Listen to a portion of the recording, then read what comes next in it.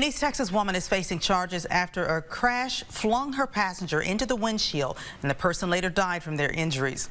Authorities say alcohol was involved and a baby was in the car. 21-year-old Emerald Ramirez was arrested yesterday, charged with intoxication, manslaughter, and intoxication assault. It's all tied to a crash that happened last September.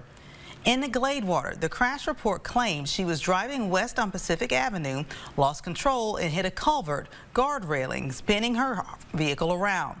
The vehicle stopped facing the opposite direction, and the passenger, who was not wearing a seatbelt, hit the glass.